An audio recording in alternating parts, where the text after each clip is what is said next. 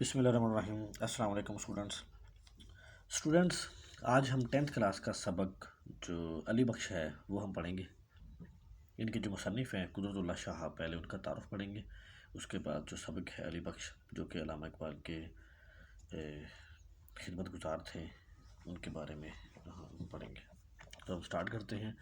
جو ہمارے سبق کے مصنف ہیں قدرت اللہ شہاب، ان کے بارے میں کوئی تعارف پڑھیں گے۔ 1917 یہ ان کی تاریخ پیدائش تھی، اور 1986 1986 ان کی تاریخ وفات تھی۔ تو اسٹوڈنٹس، قدرت اللہ شہاب گلگت میں پیدا ہوئے۔ ان کی جو پیدائش کا علاقہ ہے وہ گلگت ہے۔ ابتدائی تعلیم جموں میں پائی، یعنی کہ کشمیر میں، جو کہ اس ٹائم آکوپائڈ ہے کشمیر، وہاں انہوں نے تعلیم پائی۔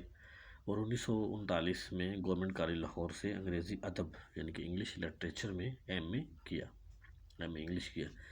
1941 میں ICS کے مقابلے میں کامیاب ہو کر، جو آج کل CSS کا ہوتا ہے، اس زمانے میں انڈین تھا، وہ ICS کہلاتا تھا، انڈین سول سروسز میں شامل ہو گئے۔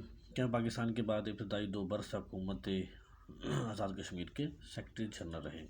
پاکستان جب بنا اس کے بعد اسٹوڈنٹس 2 سال تک آزاد کشمیر کے ساتھ حکومت آزاد کشمیر میں سیکرٹری جنرل رہے۔ اس کے بعد وزارت اطلاعات و نشریات حکومت پاکستان میں ڈپٹی سیکرٹری رہے، اور پھر جھنگ میں ڈپٹی کمشنر بھی رہے۔ 1954 اور 1962 تک گورنر جنرل غلام محمد، صدر سکندر مرزا اور صدر ایوب خان کے سیکرٹری رہے۔ ان 3 جو صدر ہوئے ہیں ان کے لگاتار سیکرٹری رہے۔ 3 برس تک ہالینڈ میں پاکستان کے سفیر رہے۔ پاکستان کے سفیر بھی رہے ہالینڈ میں۔ 1966 میں وطن واپس آ کر انہوں نے سیکرٹری تعلیم جو تھی وہ مقرر ہوئے۔ 1986 میں وفات پائی اور اسلام آباد میں دفن ہوئے۔ 1986 میں انہوں نے وفات پائی اور اسلام آباد میں ہی دفن ہوئے۔ وہ زبان و بیان میں دسترس یعنی کہ بڑی مہارت، ماہر، ایکسپرٹ تھے۔ ان کا اسلوب بھی سادہ تھا۔ طرز بیان جو ان کا طریقہ تھا، بیان کرنے کا طرز تھا، طریقہ تھا، اسلوب تھا، وہ بہت سادہ تھا۔ بائیں ہمہ یعنی کہ باقی سب ان کی تحریروں میں پڑھی جذبیت اور دلکشی تھی۔ ان کی جو تحریریں تھیں، تصنیف تھی، وہ بڑی پرکشش تھی۔ قدرت اللہ شہاب نے لکھنے کا آغاز معروف شاعر اختر شیرانی کے رسالے رومان سے کیا تھا۔ ان کا رسالہ تھا رومان۔ 31 جنوری 1959 کو رائٹرز گلڈ معرض وجود میں آیا تو وہ اس کے پہلے سیکرٹری جنرل مقرر ہوئے۔ ان کی تصانیف جو لکھی ہوئی ان کی کتابیں ہیں، ان میں یا خدا بہت مشہور ہوئی، نفسانے ان کی 1950 میں لکھی گئی، ماں جی 1968 میں لکھی گئی، اور شہاب نامہ 1986 میں لکھی گئی۔ شہاب نامہ قدرت اللہ شہاب کی خود نوشت ہے، یعنی کہ شہاب نامہ میں اپنی کہانی جو ہے وہ قدرت اللہ اپنے بارے میں بیان کرتے ہوئے زیادہ لکھتے ہیں، جو ان کی تمام تصنیف سے بڑھ کر مقبول ہوئی۔ باقی جتنی تصنیف ہیں ان کی، سب سے بڑھ کر ان کی یہ تصنیف جو ہے وہ مقبول ہوئی، مشہور ہوئی۔ گزشتہ 25 برس میں ان کے درجنوں ایڈیشن شائع ہو چکے ہیں۔ ان کے بہت زیادہ ایڈیشن اخباروں میں بھی شائع ہوئے۔ تو ہم یہ سبق جو ہے ان کا شہاب نامہ جو سبق ہے، ان کی جو کتاب ہے شہاب نامہ، اس سے یہ سبق لیا گیا ہے۔ علی بخش کے نام سے ہے، جو خدمت گزار تھے علامہ صاحب کے، ان کا نام تھا علی بخش۔ ایک روز میں کسی کام سے لاہور گیا ہوا تھا، وہاں ایک جگہ خواجہ عبدالرحیم صاحب سے ملاقات ہو گئی۔ خواجہ عبدالرحیم صاحب جو تھے لاہور کے معروف بیرسٹر تھے۔ علامہ اقبال کی زندگی میں کبھی کبھی ان کی خدمت کی حاضر ہوتے تھے۔ ان کی بات ہو رہی ہے عبدالرحیم صاحب کی۔ باتوں میں انہوں نے بتایا کہ علامہ اقبال کے دیرینہ اور وفادار ملازم علی بخش کو حکومت نے اس کی خدمت کے سلسلے میں لائل پور جو ہے وہ اسٹوڈنٹس پرانا نام ہے فیصل آباد کا، لائل پور میں ایک مربع زمین عطا کی۔ حکومت نے انہیں تحفۃً ایک مربع زمین دی علامہ اقبال کی خدمت کرنے کی وجہ سے۔ وہ بیچارہ کئی چکر لگا چکا تھا لیکن اسے قبضہ نہیں ملتا تھا، یعنی کہ کافی چکر لگائے لیکن اسے قبضہ نہیں دے رہے تھے، کیونکہ کچھ شریر یعنی کہ شرارت کرنے والے شر پسند لوگ اس پر ناجائز طور پر قابض تھے، یعنی قبضہ کر چکے تھے۔ اس کا ہم لکھ لیتے ہیں کہ شر پسند لوگ، ٹھیک ہے، شر پسند۔ خواجہ صاحب نے فرمایا جھنگ یعنی کہ لائل پور کے بالکل قریب ہے، کیا تم علی بخش کی کچھ مدد نہیں کر سکتے؟ میں نے فوراً جواب دیا میں آج ہی اسے اپنی موٹر کار میں جھنگ لے جاؤں گا اور کسی نہ کسی طرح اس کو زمین قبضہ دلوا کے چھوڑوں گا۔ خواجہ صاحب مجھے جوید منزل کیا ہے؟ لاہور میں علامہ اقبال روڈ پر واقع ہے جوید منزل۔ یہ علامہ اقبال کی قیامگاہ تھی، یہ علامہ اقبال کی رہائش گاہ تھی جسے اب اقبال میوزیم بنا دیا گیا ہے اور یہ محکمہ آثار قدیمہ کی تحویل میں ہے۔ ٹھیک ہے اسٹوڈنٹس، اور علی بخش سے میرا تعارف کراتے ہوئے کہا یہ جھنگ کے ڈپٹی کمشنر ہیں۔ انہوں نے تعارف کروایا شہاب اللہ کا، حدود اللہ شہاب کا، کہ یہ جنگ کے ڈپٹی کمشنر تھے اس زمانے میں۔ تم فوراً تیار ہو کر ان کے ساتھ گاڑی میں بیٹھ جاؤ، یہ بہت جلد تمہارے زمین کا قبضہ دلوا دیں گے۔ علی بخش کسی قدر ہچکچایا اور بولا کہ سوچیے تو صحیح، میں زمین کا قبضہ لینے کے لیے کب تک مارا پھروں گا، قبضہ نہیں ملتا تو کھائے کڑی، یعنی کہ بھاڑ میں جائے۔ لاہور سے جاتا ہوں تو جوید کا نقصان ہوتا ہے، یعنی کہ اقبال کے جو بیٹے تھے جاوید، ان کا نقصان ہوتا ہے لاہور سے اگر میں جاتا ہوں۔ جوید بھی کیا کہے گا کہ بابا کن چکروں میں پڑ گیا ہے، کہ بابا کن چکروں میں پڑا ہوا ہے۔ لیکن خواجہ صاحب کے اصرار پر، یعنی کہ زور دینے پر، اصرار میں نے زور دینا، وہ میرے ساتھ ایک آدھ روز کے لیے جھنگ چلنے پر آمادہ ہو گیا، یعنی کہ راضی ہو گیا، تیار ہو گیا۔ تیار ہونا، جب وہ میرے ساتھ کار میں بیٹھ جاتا ہے تو غالباً اس کے دل میں سب سے بڑا وہم یہ ہوگا خیال کہ شاید اب میں بھی بہت سے دوسرے لوگوں کی طرح علامہ اقبال کی باتیں پوچھ کر ان کا سر کھپاؤں گا، یعنی کہ تنگ کروں گا۔ لیکن میں نے بھی عزم کر رکھا تھا کہ میں خود علی بخش سے حضرت علامہ کے بارے میں کوئی سوال نہیں کروں گا۔ اگر واقعی وہ علی بخش کی زندگی کا ایک جزو ہے، یعنی کہ حصہ ہے، تو یہ ہر خود بخود عشق اور مشق کی طرح ظاہر ہو کر رہے گا۔ عشق اور مشق اسٹوڈنٹس، جو عشق ہوتا ہے وہ بھی نہیں چھپایا نہیں چھپتا، جو عشق ہوتا ہے اس کی خوشبو ایسی ہوتی ہے۔ جو مشق ہوتا ہے، مشق کا مطلب ہوتا ہے خوشبو، مشق کا مطلب ہی خوشبو ہوتا ہے۔ تو خوشبو جو لگائی ہو تو وہ آپ کو پتہ ہے کہ نہیں چھپتی، وہ ہر طرف پھیلتی ہے، تو عشق بھی ایسے ہی خوشبو کی طرح ہی ہوتا ہے۔ میری توقع پوری ہوتی ہے اور تھوڑی سی پریشان کن خاموشی کے بعد علی بخش مجھے یوں گھورنے لگتا ہے کہ یہ عجیب شخص ہے جو ڈاکٹر صاحب کی کوئی بات نہیں کرتا۔ آخر اس سے رہا نہ گیا اور اس نے ایک سامنے کے سامنے بھیڑ بھاڑ دیکھ کر وہ بڑبڑانے لگا، یعنی کہ ہجوم دیکھ کے وہ بڑبڑایا، کچھ بولا۔ مسجدوں کے سامنے تو کبھی ایسا رش نظر نہیں آتا، اس نے کہا کہ مسجد کے سامنے تو ایسا رش نظر نہیں آتا جتنا سینموں کے سامنے آتا ہے۔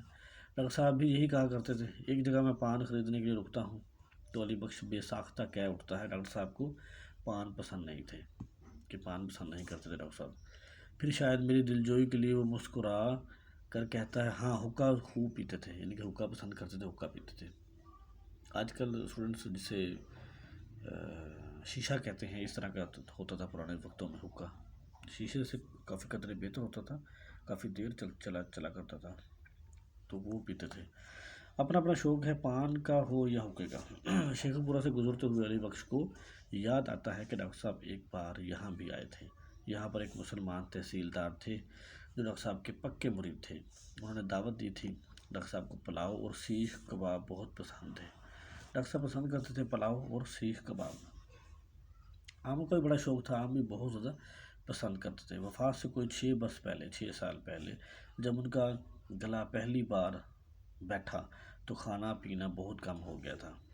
اب علی بخش کا ذہن بڑی تیزی سے اپنے مرکز کے گرد گھوم رہا تھا۔ مرکز کا مطلب یعنی کہ مرکز تو علی بخش کا علامہ صاحب ہی تھے نا، تو اس کے گرد گھومنا شروع ہو گیا تھا، اور وہ بڑی سادگی سے ڈاکٹر صاحب کی باتیں سناتا جاتا ہے۔ ان باتوں میں قصوں اور کہانیوں کا رنگ نہیں بلکہ ایک نشے کی سی کیفیت ہے، کیونکہ ایک درویش، ایک فقیر، ایک عالم، ایک بڑے ہی بہت ہی علم والے، فیض والے عظیم انسان کی بات ہو رہی، تو اس لیے وہ جو کیفیت تھی اسٹوڈنٹس، وہ نشے کی تھی ان کے بارے میں۔ عاشق رسول تھے تو ان کے بارے میں جو کیفیت بنتی ہے وہ ایک نشے کی سی تھی۔ وہ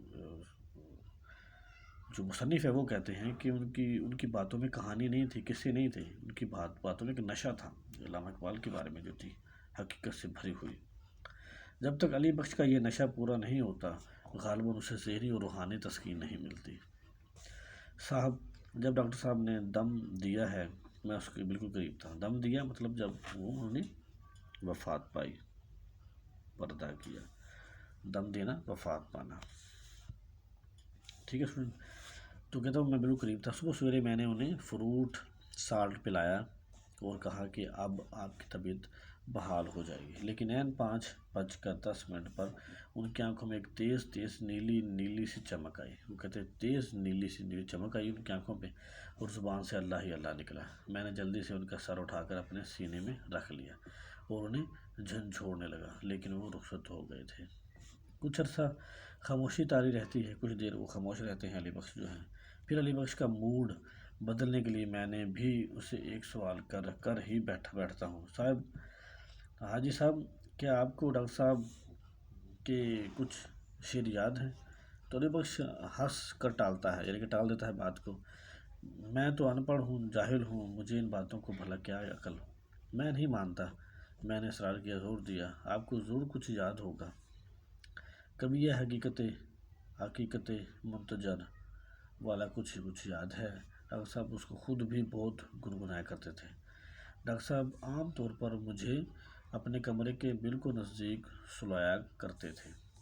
وہ کہتا ہے کہ ڈاکٹر صاحب جو تھے وہ اپنے کمرے کے بالکل قریب مجھے سلایا کرتے تھے۔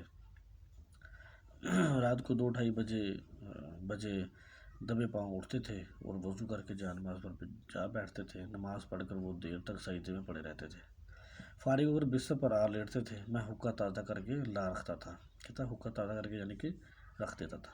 کبھی 1 کبھی 2 کشے لگاتے تھے بس، کبھی آنکھ لگ جاتی تھی، بس صبح تک اسی طرح کروٹیں بدلتے رہتے تھے۔ میرا ڈرائیور اختر عموماً علی بخش کو سگریٹ پیش کرتا ہے،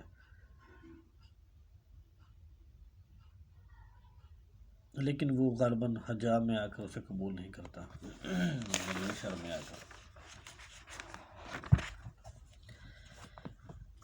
وہ کہتا ہے کہ ڈاکٹر صاحب میں ایک عجیب بات تھی، کبھی کبھی رات کو سوتے سوتے انہیں ایک جھٹکا سا لگتا تھا اور وہ مجھے آواز دیتے تھے۔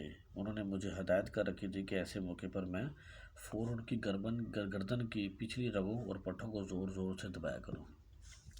تھوڑی دیر کے بعد وہ کہتے تھے کہ بس، اور میں دبانا چھوڑ دیتا تھا۔ اس وجہ سے وہ مجھے اپنے نزدیک سلایا کرتے تھے۔ ہر چند میرا دل چاہتا تھا کہ میں علی بخش سے اس واردات کے متعلق کچھ مزید یعنی کہ دریافت کروں، استفسار کروں، لیکن میں ان کے ذہنی ربط یعنی کہ تعلق کو توڑنے سے ڈرتا تھا کہ ان کا ایک ربط بنا ہوا ہے، وہ بیان کر رہے ہیں تو وہ بیان کرتے رہیں۔ ڈاکٹر صاحب بڑے درویش آدمی تھے، گھر کے خرچ کا حساب کتاب میرے پاس رہتا تھا۔ میں بھی بڑی کفایت یعنی کہ بچت کے ساتھ، احتیاط کے ساتھ کام لیتا تھا۔ ان کا پیسہ ضائع کرنے سے مجھے بڑی تکلیف ہوتی تھی۔ اکثر اوقات ریل کے سفر کے دوران میں کئی اسٹیشن بھوکا رہتا تھا کیونکہ وہاں روٹی مہنگی ملتی تھی، لیکن ڈاکٹر صاحب ناراض ہو جاتے تھے، کہا کرتے کہ غریب انسان کو ہمیشہ وقت کی ضرورت کے مطابق چلنا چاہیے، خواہ ایسے ہی بھوکے نہ رہا کرو۔ اب اسی مربے کے ٹنٹے کو دیکھ لیجئے، یعنی کہ مربے کے ملنے ملانے کو دیکھ لیجئے، ٹنٹے کو۔ لائل پور کے ڈپٹی کمشنر صاحب، مال افسر صاحب اور سارا عملہ یعنی کہ ملازم میری بڑی آؤ بھگت کرتے ہیں، یعنی کہ بڑی عزت کرتے ہیں، بڑے اخلاق سے مجھے اپنے برابر کرسی پر بٹھاتے ہیں۔ ایک روز بازار میں ایک پولیس انسپکٹر نے مجھے پہچان لیا اور مجھے گلے لگا کر دیر تک روتا رہا۔ یہ ساری عزت ڈاکٹر صاحب کی برکت سے ہے۔ مربے کی بھاگ دوڑ میں میرے سر کچھ قرضہ بھی چڑھ گیا ہے، یعنی کہ مربع وہ لینے کے چکر میں، لیکن میں اس کام کے لیے بار بار لاہور کیسے چھوڑوں؟ جاوید کا نقصان ہوتا ہے، سنا ہے اپریل میں جاوید چند مہینوں کے لیے ولایت سے لاہور آئے گا۔ جب وہ چھوٹا سا تھا ہر وقت میرے ساتھ رہتا تھا، اللہ کے کرم سے اب بڑا ہوشیار ہو گیا ہے۔ جب اس کی والدہ کا انتقال ہوا تو وہ اور منیرہ بی بی کون ہیں؟ جسے علامہ صاحب پیار سے بانو کہا کرتے تھے۔ منیرہ میاں صلاح الدین سے بیاہی گئی، جو لاہور کے معروف شخصیت میاں امیر الدین کے بیٹی تھی۔ منیرہ بی بی علامہ صاحب کی بہت کم عمر تھے۔ ڈاکٹر صاحب نے نرس کے لیے اشتہار دیا، بے شمار جواب آئے۔ ایک بی بی نے تو یہ لکھ کر ڈاکٹر صاحب کے ساتھ شادی کرنے کے لیے تیار ہے۔ ڈاکٹر صاحب کسی قدر پریشان ہوئے اور کہنے لگے علی بخش دیکھو تو صحیح، اس خاتون نے کیا لکھا ہے، میں بوڑھا آدمی ہوں، اب شادی کیا کروں گا۔ لیکن پھر بھی علی گڑھ سے ایک جرمن لیڈی آ گئی۔ جرمن لیڈی کون ہے؟ ڈورس احمد مراد ہے۔ ڈورس احمد جو حیات اقبال کے آخری 2 برس میں علامہ صاحب کے بچوں کی تعلیق اور نگران کے طور پر جاوید منزل میں مقیم رہی۔ وہ علی گڑھ مسلم یونیورسٹی کے پروفیسر کی سالی تھی۔ وہ آ کے انہوں نے وہاں پہ پڑھایا بھی، بچوں کو پڑھایا بھی، اور آخری 2 سال وہ پروفیسر کی سالی تھی جرمن کی۔ علی بخش کا تخیل یعنی خیال علی بخش کا بڑی تیز رفتاری سے ماضی کے دھندلکوں میں پرواز کر رہا تھا۔ چھپے ہوئے خیال، چھپے ہوئے راز، زندگی کے ہر موڑ سے اسے اپنے ڈاکٹر صاحب یا جاوید یا منیرہ بی بی کو کہ کوئی نہ کوئی خوشگوار یاد آتی رہتی تھی۔ جھنگ پہنچ کر میں اسے ایک رات اپنے ہاں رکھتا ہوں۔ مصنف کہتے ہیں کہ علی بخش کو میں ایک رات اپنے پاس رکھا میں نے۔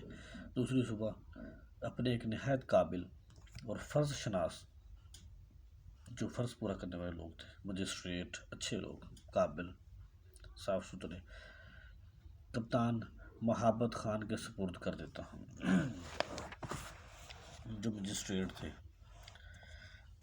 کپتان محبت خان علی بخش کو ایک نہایت مقدس تابوت کی طرح عقیدت سے چھو کر اپنے سینے سے لگا لیتا ہے۔ مقدس تابوت کا مطلب جو بنے گا وہ یہاں پہ اعلیٰ شخصیت ہے، یعنی کہ بڑا ایک مقدس اعلیٰ شخصیت کے طور پر اپنے سینے سے لگاتے ہیں، اور اعلان کرتا ہے کہ وہ علی بخش کو آج ہی اپنے ساتھ لائل پور لے جاؤں گا اور اس کی زمین کا قبضہ دلا کر ہی واپس لوٹے گا۔ حد ہو گئی، اگر ہم یہ معمولی سا کام بھی نہیں کر سکتے تو ہم پر لعنت ہے۔ یہ بات اس نے کہی جو مجسٹریٹ ہے۔ تو اسٹوڈنٹس، ہمارا آج کا لیسن سبق بھی ختم ہو رہا، ہمارا آج کا لیسن بھی ختم ہوتا ہے اس کے ساتھ۔ اللہ